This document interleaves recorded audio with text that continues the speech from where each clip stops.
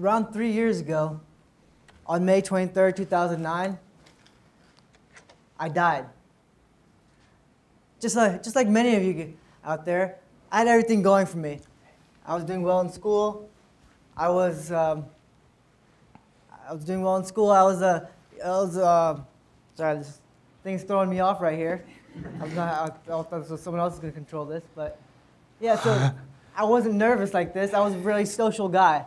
I had a lot of friends. I was really involved. I played a lot of sports. I was climbing, running, working out, swimming. Really social guy, and I had basically everything going for me. That's how people describe me. They would describe me as the really awesome. No, I'm describing myself as awesome. Clearly, I was very humble too.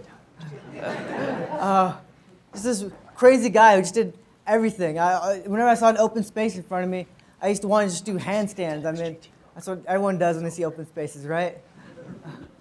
So I was supposed to start medical school in the fall of 2009.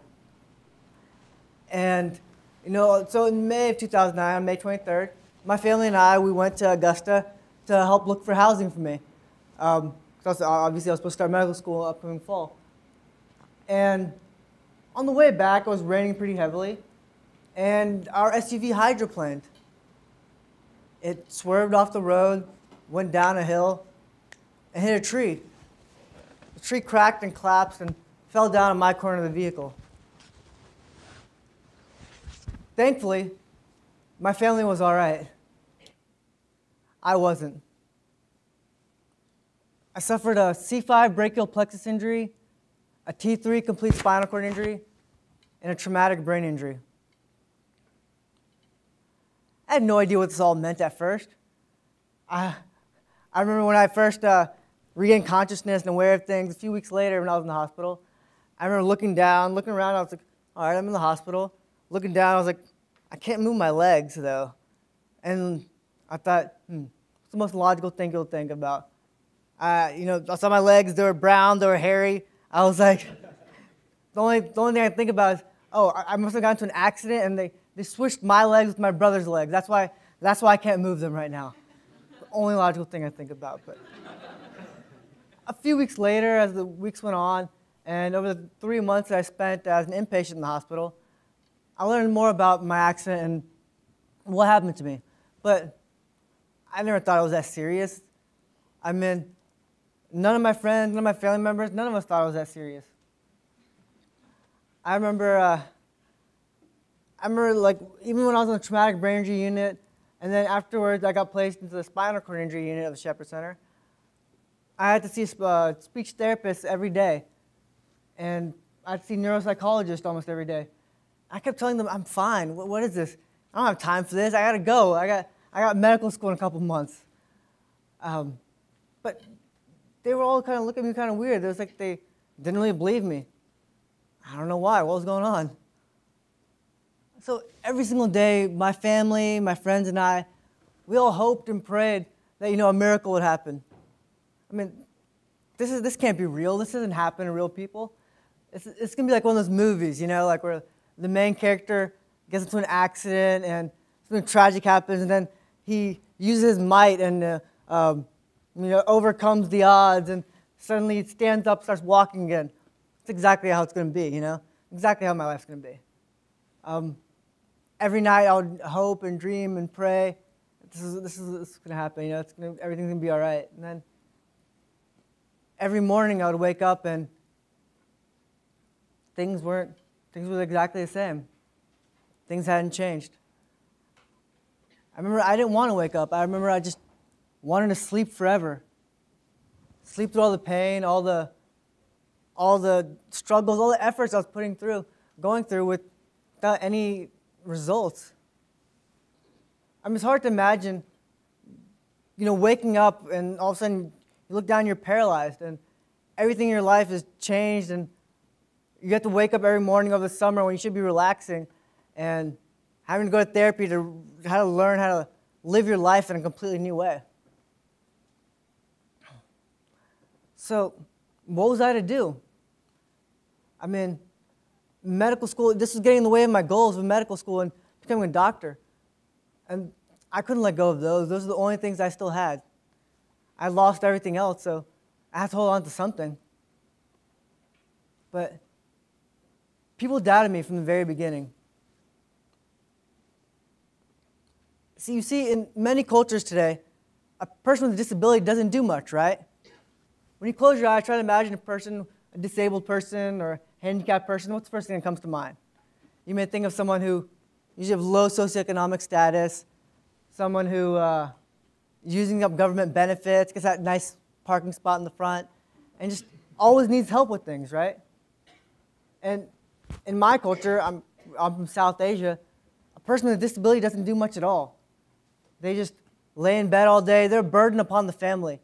They just, are always needing help with things. So I wasn't ready to have my life turned upside down. I wanted things to be normal. Things had to be normal. I wasn't ready for this. This wasn't me. So can you imagine putting 100% effort, 100% of the time, just not leaving anything in the tank, just giving it your all the time? I worked hard. I tried. And I failed. I've fallen many times, both figuratively and literally speaking. Once I got to med school, I realized that this physical disability meant that everything took me a lot longer to accomplish. I was living by myself, and it just meant that I had to, factor in time to get ready in the mornings, factor in time to, before I had to leave for someplace, I had to factor in time to get the wheelchair in and out of my car, showering, going around my apartment. And my brain injury meant that I wasn't the same person. I had to learn everything in a new way. I had to basically relearn how to learn. It was so hard. I tried so hard. Harder than anyone I know when I was studying. And yet, the results weren't showing this. I was pulling my hair out because, my grades and evaluations weren't showing the effort that I was putting in. But I was used to this. I wasn't a stranger to this. When I was in the hospital, I remember putting in my effort every single day in therapy and then not getting the results I wanted. But this is what I wanted. And I could make it happen. And if not, I could make something happen. Anything. At the very least, I could be in a lot better position than if I just given up and not tried at all. So I adapted. Some things took time to adjust to, but I made it happen. So what? As a 19th century poet and playwright Oscar Wilde once wrote, the aim of life is self-development. To realize one's nature perfectly, that is what each of us is here for. So my story isn't special. It might be a little different than any of yours, but so what? I remember in the hospital, they didn't know I had a brachial plexus injury. It was basically the C5 brachial plexus injury, basically a nerve injury that made me unable to lift up my right arm. And so they kept asking me, can you not lift up your right arm because you're unable to lift it up or because of the pain? I thought that was weird. Obviously, because I'm unable to. If it was just painful, I would still be able to lift it up. But that got me thinking, how many times in our lives do we not do things because we're afraid of the pain it may cause? We're afraid of going through something and not achieving what we want to achieve, or we're afraid of failure. We're afraid of going for something or for someone, and falling short, right? So what do we end up doing? We end up just staying in our comfort zone. We don't want to go through that pain if there's no guarantee of having success, right? Let me ask you, why in our society is it that we look down upon people with disabilities? Do we think of them as lesser than us? And do we think of ourselves as more superior to them for some reason? Do we not realize our own handicaps? Yes, it's a person with physical disability like mine needs to get help with certain things. But you all do. We all do. We all need help with certain things at certain times. whether we like to admit it or not. And it's obvious when you look at me that I have a handicap, but so do you. We all have handicaps that prevent us from achieving our maximal happiness and achieving something, anything that we really, really want. There's always something holding us back. So I remember growing up, for me, it was that I always cared about what people thought. I was always trying to please people, whether it was my professors, my bosses, my teachers, even my parents and peers. I was always really self-conscious about that. I mean, I know some of you out there may have to come to that realization too sometime. And when I was thinking about it, it was just that I was insecure. And there's also times I remember, like other medical students who get into medical school, I had a very type A personality, meaning that I wanted everything to be perfect. I couldn't accept failure. I mean, that seems to be pretty common among professionals and students in professional schools. I mean, how often is it when something's hard, what happens to us? What do? We stress about it, we vocalize it, we complain about it. It just ruins our day, right? And what happens when we get negative feedback from our bosses, our teachers, even our parents? We refuse to believe it. Oh, how could they say something like that? Who are they to think that about us? And sometimes there's some things we hide from everyone, that our vulnerabilities we just don't want anyone to know about. But it's only when we face these disabilities that we're able to move forward. I know I've said to a lot of people over the past couple of years that it seems like this accident has aged me. It seems like I've grown like 10 years older. I've grown wiser. I mean, yeah, exactly. Have I grown older? Yes. Have I grown wise? Nope. Not at all. So what is it that ages us? What makes us feel older or makes us older? It's that we stop looking forward to the future and we keep living in the past. We keep thinking about what could have been, what should have been, what I could have done. We have these regrets.